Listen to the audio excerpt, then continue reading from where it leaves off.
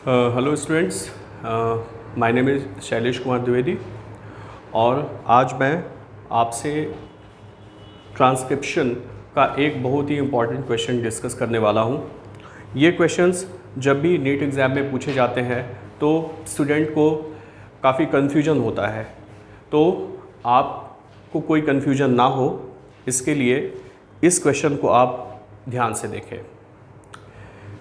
Question की language अगर हम देखें तो क्वेश्चन कहता है if there are 999 bases in an RNA that codes for a protein. अब अगर आपने इस स्टेटमेंट को अच्छे से समझा है तभी आप आगे का क्वेश्चन सही ढंग से कर पाओगे। तो आपको ये समझाने के लिए मैंने पहले से ही कुछ इन्फॉर्मेशन बोर्ड में लिख दी है जिससे कि आपको बैकग्राउंड का थोड़ा अंदाज़ा हो जाए। तो आप सभी को पता है कि जो डीएनए होता है वो हमारा जेनेटिक मटेरियल है और डीएनए जो है वो न्यूक्लियोटाइड, बहुत सारे न्यूक्लियोटाइड से मिलकर बना होता है, इसीलिए हम इसे पॉलीन्यूक्लियोटाइड कहते हैं। अब अगर हम न्यूक्लियोटाइड की बात करें तो न्यूक्लियोटाइड 3 कंस्टिट्यूएंट से मिलकर बना होता है। एक फॉस्फेट ग्रुप है, एक राइबोज शुगर है और एक नाइट्रोजनस बेस है। नाइट्रोजनस बेस जो है वो एडेनिन, थाइमिन, साइटोसिन, ग्वानिन इतने प्रकार के हो सकते हैं।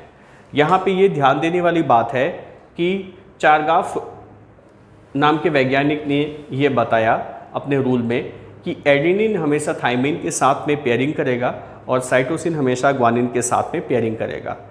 ये जो बॉन्ड्स हैं वो हाइड्रोजन बॉन्ड्स हैं, ये आपको पता होने चाहिए। तो इतनी इन्फॉर्मेशन अगर आपको डीएनए के बारे में पता है तो फिर मैं आपको आगे की इन्फॉर्मेशन बताता हूँ। ये डीएनए सीधे प्रोटीन नहीं बना सकता है, ये अपना प्रोटीन बनाने के लिए आरएनए पर निर्भर रहता है और जिस आरएनए पर निर्भर रहता है उसे हम mRNA कहते हैं। यहाँ पे m शब्द का मतलब है मैसेंजर। मैसेंजर इसलिए बोला क्योंकि डीएनए प्रोटीन बनाने के लिए जो अपना मैसेज होता है वो mRNA में कोड करता है और mRNA में अपना मैसेज कोड करने के लिए वो 3 नाइट्रोजनस बेस का सहारा लेता है। तो mRNA में जो डीएनए अपनी इंफॉर्मेशन 3 नाइट्रोजनस बेस के रूप में कोड किया है, उन्हीं 3 नाइट्रोजनस बेस के ग्रुप को हम क्या बोलते हैं? कोडॉन। और ये एक कोडॉन जो होता है एक एमिनो एसिड को कोड करता है। अगर आपको ये बात क्लियर है तो हम आगे बढ़ते हैं। बहुत सारे ऐसे ही एमिनो एसिड को जब कोड किया जाएगा और वो राइबोसोम नामक सेल ऑर्गेनल में जब इकट्ठे होंगे तो प्रोटीन का निर्माण हो जाएगा, प्रोटीन का फॉर्मेशन हो जाएगा। इस प्रोटीन को बनाने में जो हेल्प करता है वो ट्रांसफ़र आरएनए या टीआरएनए करता है, जो हर एक कोडॉन के हिसाब से जो एमिनो एसिड है उसको ला करके इस पेप्टाइड चेन में जोड़ता जाता है ताकि प्रोटीन बन सके। इतनी सारी इंफॉर्मेशन अगर आपने समझी है, आपको पता है, तभी आप इस क्वेश्चन को अच्छे तरीके से सॉल्व कर पाएंगे। वापस से हम इस क्वेश्चन पे आते हैं। ये क्वेश्चन क्या कह रहा है? If there are 999 bases in an RNA that codes for a protein with 333 amino acids and the base at position 901 is deleted such that the length of the RNA becomes 998 bases। यानी कि एक RNA है जिसमें कि कितने basis हैं? 999, 999 basis हैं, ठीक है। और वो 999 बेसिस जो होंगे कितने कोडॉन्स बनाएंगे? आपको पता होना चाहिए कि अगर 3 बेसिस एक कोडॉन बनाते हैं तो 999 बेसिस जो है वो कितने कोडॉन्स बनाएंगे? हम 3 से डिवाइड कर देंगे इसको तो हमें नंबर ऑफ कोडॉन्स पता चल जाएंगे। 333 इतने कोडॉन्स बनाएंगे। ठीक है, यहां पे इस क्वेश्चन को समझने के लिए मैंने एक दूसरा तरीका इस्तेमाल किया है। मान लीजिए कि राम नरेश ये एक शब्द है जिसमें से हर 3 लेटर्स जो हैं कोडॉन है और हर एक कोडॉन जो है वो अलग अलग एमिनो एसिड को कोड कर रहा है। यहां पे अगर मान लीजिए कि 3 नाइट्रोजनस बेस तक तो कोई चेंज ना हो, पर जो चौथा नाइट्रोजनस बेस है उसे हटा दिया जाए, तो अगर हम चौथा नाइट्रोजनस बेस यहां से हटा देते हैं तो क्या इसकी वजह से ये जो दूसरा कोडॉन था वो अफेक्ट होगा?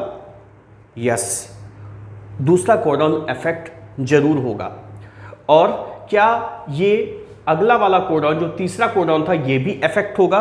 यस, इसलिए अफेक्ट होगा क्योंकि ये बाकी बचे हुए जो 2 नाइट्रोजनस बेस है अब वो तीसरे नाइट्रोजनस बेस से मिलकर के ही एक नया कोडॉन बनाएंगे, यानी कि नए टाइप का एमिनो एसिड अब यहां पर बनने वाला है। तो दोनों ही कोडॉन्स जो हैं वो यहां पर अफेक्ट होंगे। सेम का सेम सिचुएशन इस क्वेश्चन में भी आपको दिया हुआ है कि अगर 999 नाइट्रोजनस बेसिस हैं तो उसमें से जो 900 नाइट्रोजनस बेसिस हैं वहाँ पे कोई चेंज नहीं हुआ है, यानी 300 कोडॉन जो इन 900 नाइट्रोजनस बेसिस से बन रहे हैं वो अनचेंज्ड हैं, वहाँ पे कोई परिवर्तन नहीं हुआ है। और अगर चेंज कहीं हुआ है तो फिर 901 में हुआ है। 901 अगर आप नाइट्रोजनस बेस हटा दोगे तो इससे बनने वाला जो ये कोडॉन था क्या वो कोडॉन अफेक्ट होगा? डेफिनेटली अफेक्ट होगा।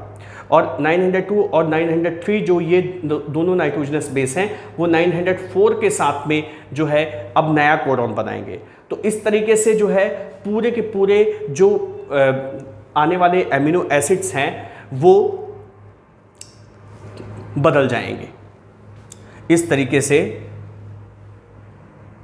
जो टोटल नंबर ऑफ कोडॉन्स जो अफेक्ट हुए हैं वो कितने हो जाएंगे? 32 and 1 यानी कि 33। तो ऑप्शन में आप देख रहे हैं 11 है जो कि नहीं है, नहीं होगा। 333 इसलिए नहीं क्योंकि 300 कोडॉन्स तो एकदम अनचेंज्ड हैं, तो 333 भी नहीं होगा।